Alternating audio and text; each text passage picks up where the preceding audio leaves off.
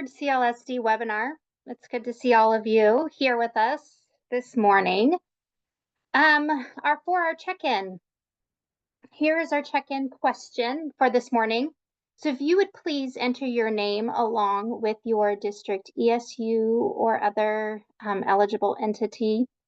And since we're in the spirit of fall athletics, our check-in question relates to that. So how's your game today?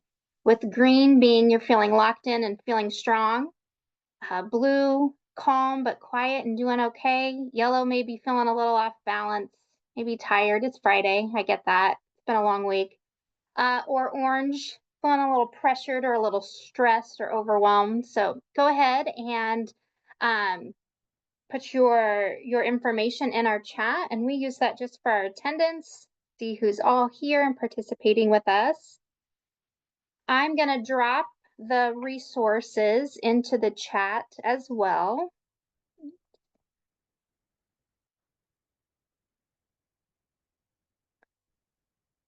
So that link is in there. Oh man, Fighting Irish is playing Texas A&M. Ooh, that'll be a good game.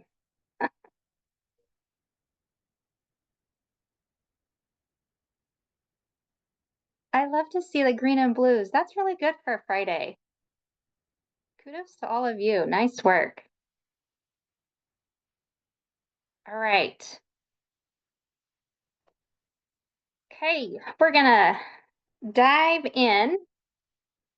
Every time we come together, it will be important that we ground ourselves in the why of this CLSD work. So I know it might sound repetitive, but hopefully it becomes something that we can all internalize, and as we think about our CLSD work and improving literacy across our state.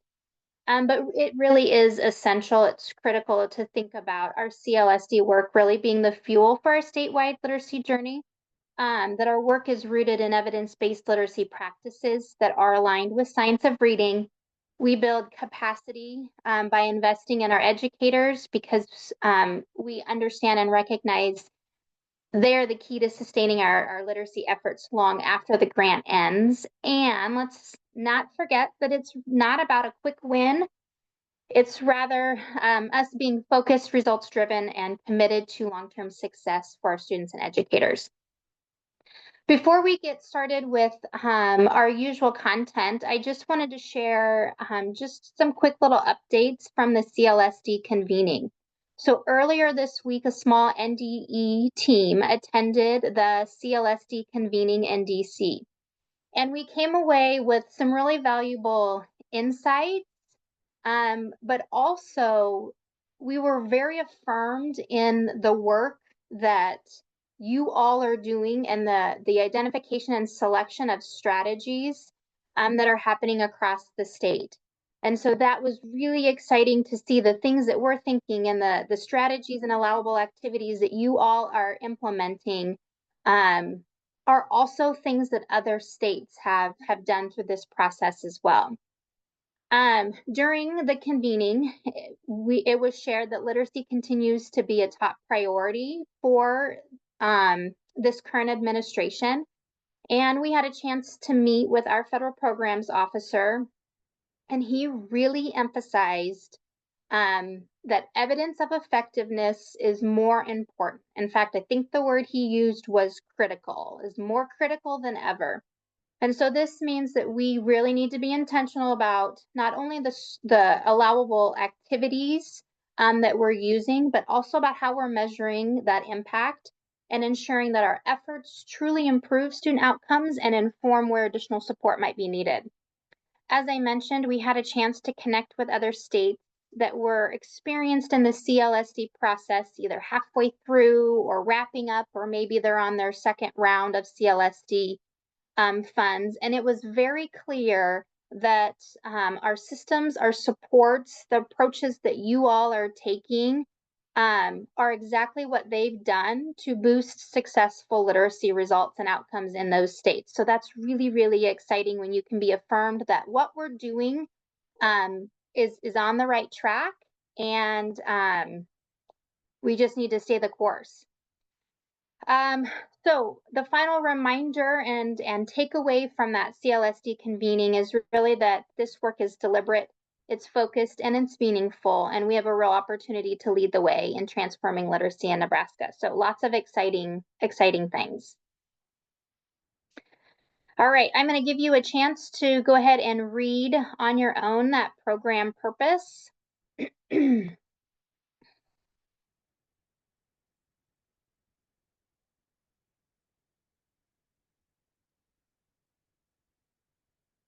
When we focus on advancing literacy for all students, that really puts us on the path to meeting our statewide literacy goal um, and subsequent grade level goals with this literacy work. And reminding ourselves that that statewide literacy goal is increasing the percentage of students meeting or exceeding expectations to 75% on the NSCAS ELA by 2030.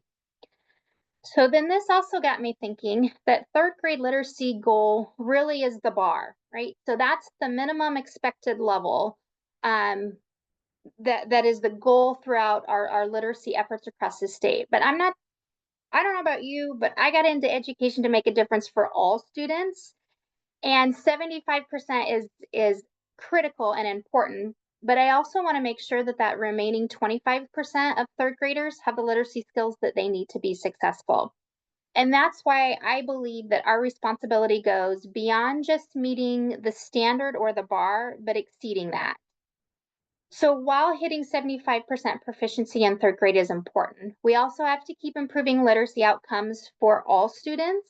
That includes our fifth graders, our eighth graders, our 11th graders that are taking the ACT, our students with disability, and even our youngest learners in preschool. So I just added to our literacy goals, the goals that we have across all of those age bands. Um, and really, this work is designed to support every student. And as I've mentioned, it's going to take all of us to make sure that no student is left behind as we strive to move beyond the minimum and lift learning for the whole community. Ah, so sorry. Oh, man. Okay, hang on here.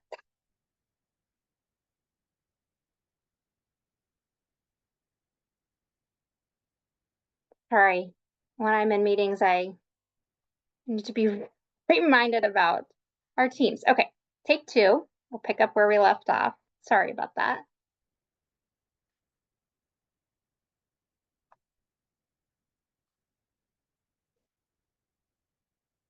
All right. So here we are with our student our student achievement goals. So continuing in that important work. All right, and then our CLSD goals really is about equipping our educators with high quality professional learning. It's aligned to resources and instructional materials that produces consistency and sustainability and accelerates our progress towards those goals. Okay, here's our purpose for today. We're going to share some updates on the bi-monthly reporting tool. I know there were some questions that were asked 2 weeks ago, I guess, is when we met last. So I'm going to share some updates on that, and then information on the instructional practice guide and some updates and reminders. Before we do that, just a quick reconnect with everyone. If you wouldn't mind taking just a minute or two to type into the chat, what is one success you've experienced in this first month of your CLSD work? That success could simply be that you got your amendment completed, because I know that that took some work and some challenges. So it could be small or big, but if you wouldn't mind just taking an opportunity to type in the chat, what is one success you've experienced in this first month?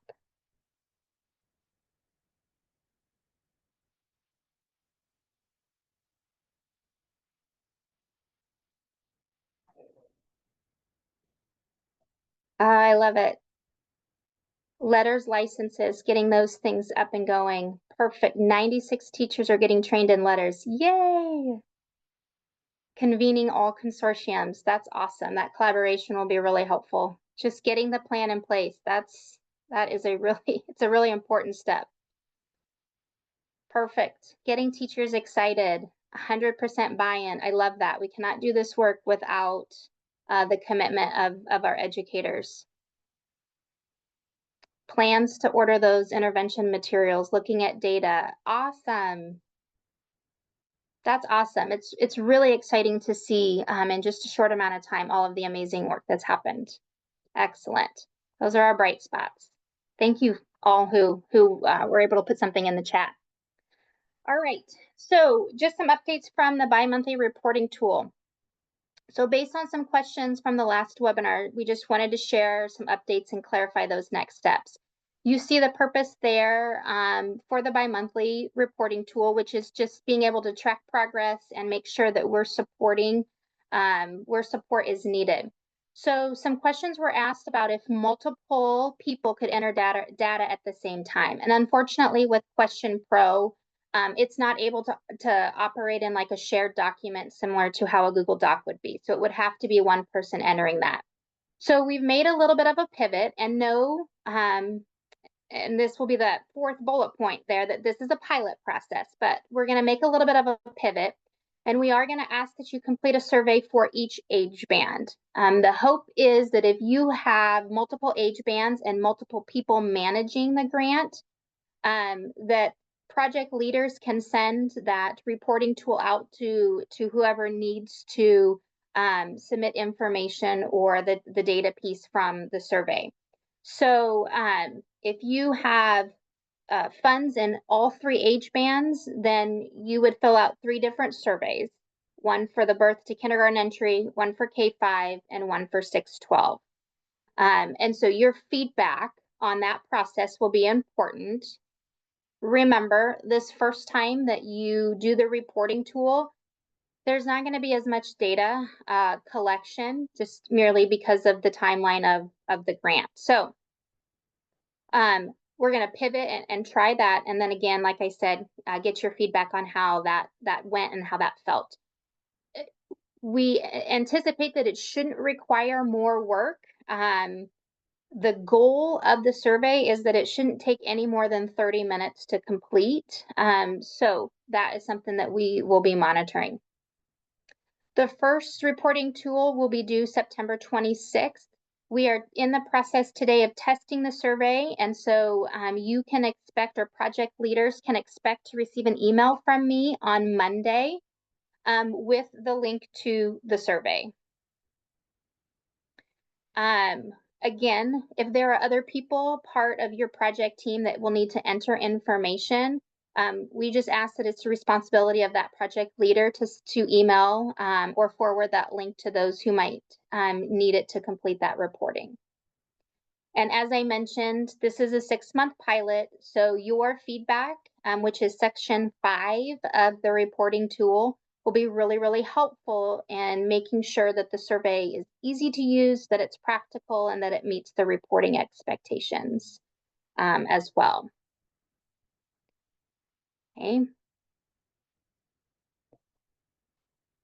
All right.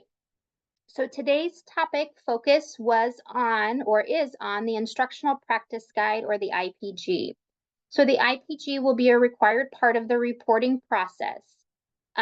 For this year, we will really focus on training and piloting the IPG with the goal of full implementation and more data collection starting August of 2026.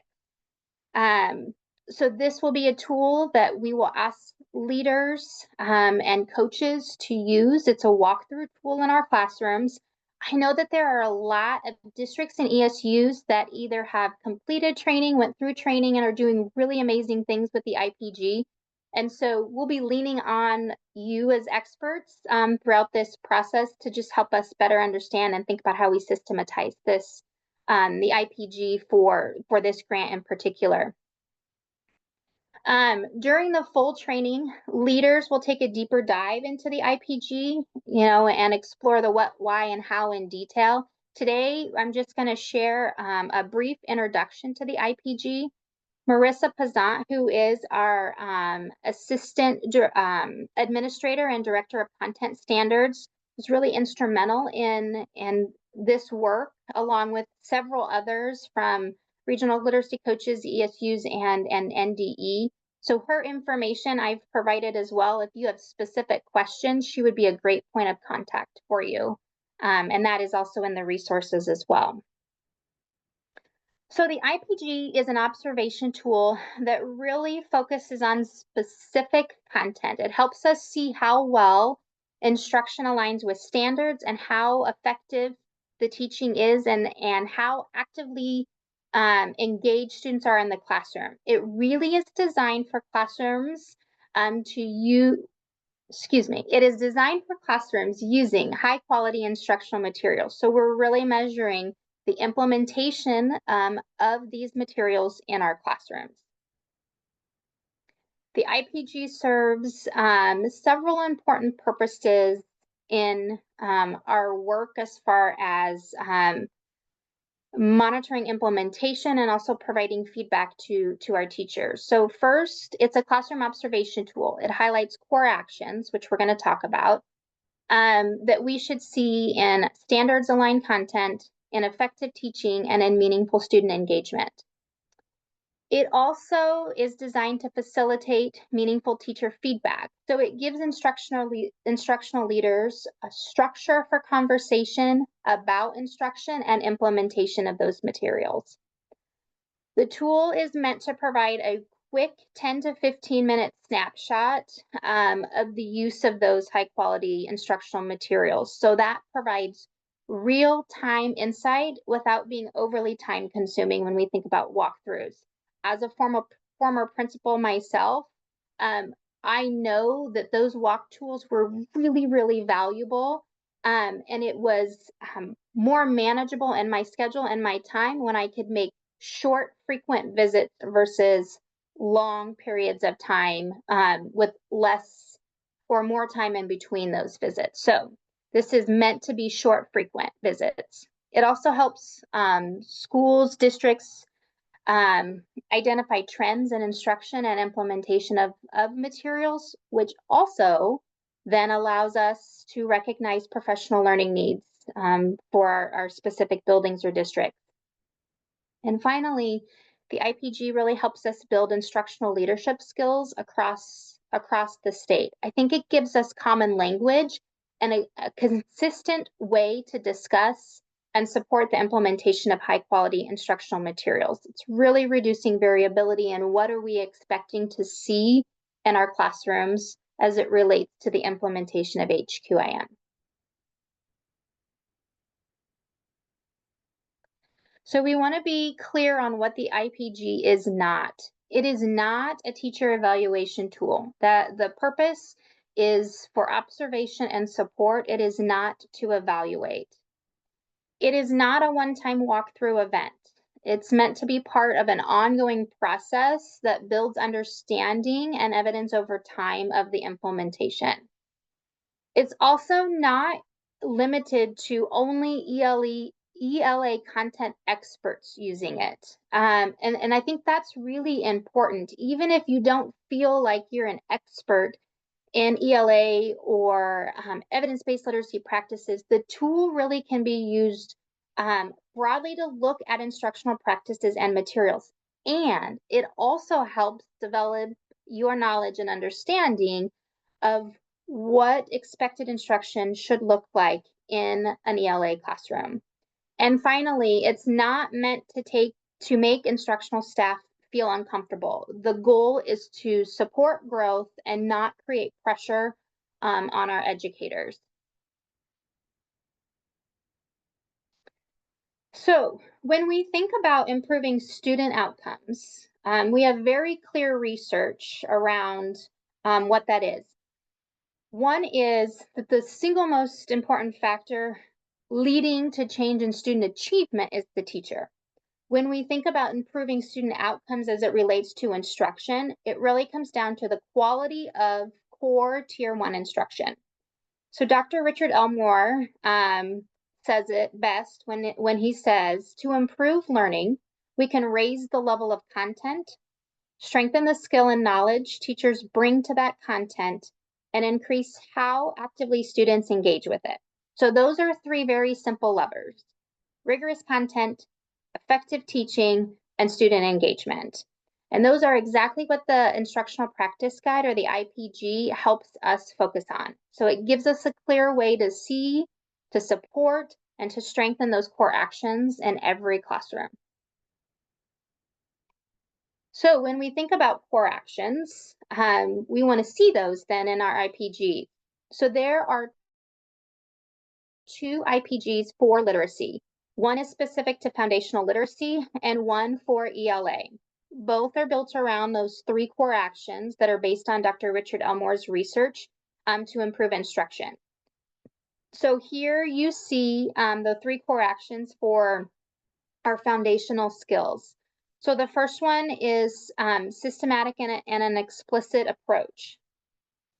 Here you're looking for instruction that's evidence-based, it's systematic, it's explicit, and it's aligned to our standards.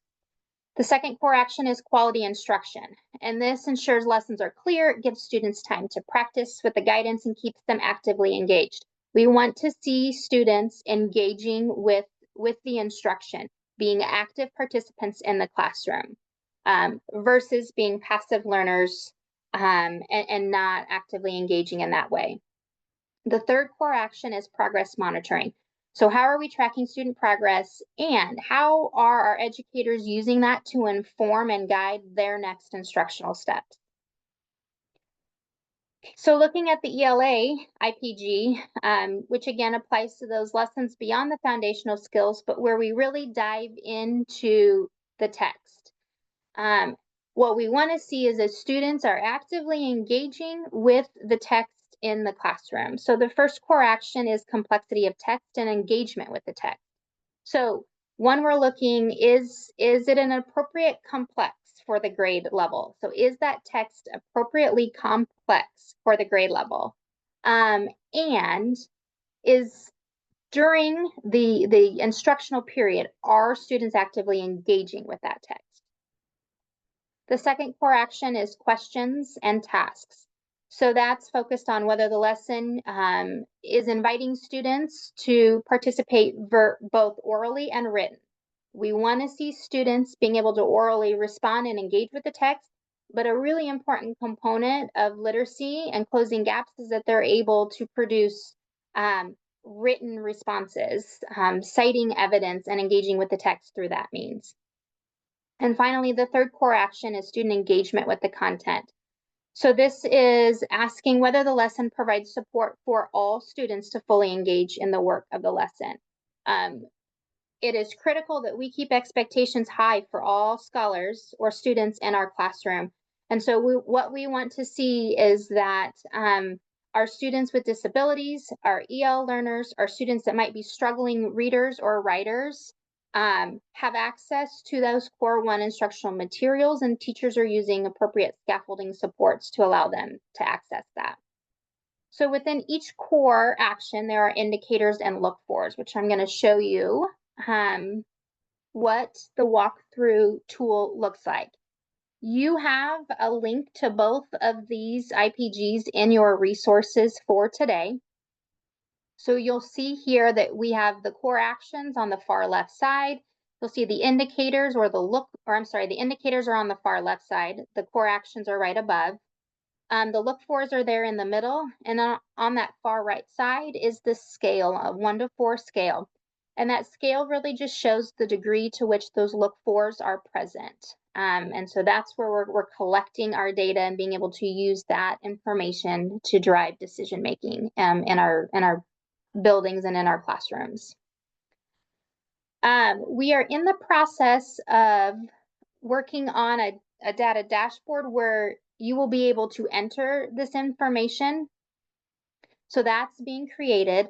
What Marissa has is a Google spreadsheet, and so I will share that link. I don't think that I put that on the resources for today, but I will add that to the resource page so that you have that to begin to enter in scores through your walkthrough tools. So this example up here that you see is the English Language Arts IPG. And again, the purpose really is to help leaders focus on those key instructional practices and the implementation of HQIM. Okay. To wrap up IPG, when we use that regularly, we strengthen our skills within our leaders to observe high quality, standards aligned, engaging instruction. It supports our CLSD goals of building educator capacity. We can see trends across classrooms, which supports our focus on results driven action.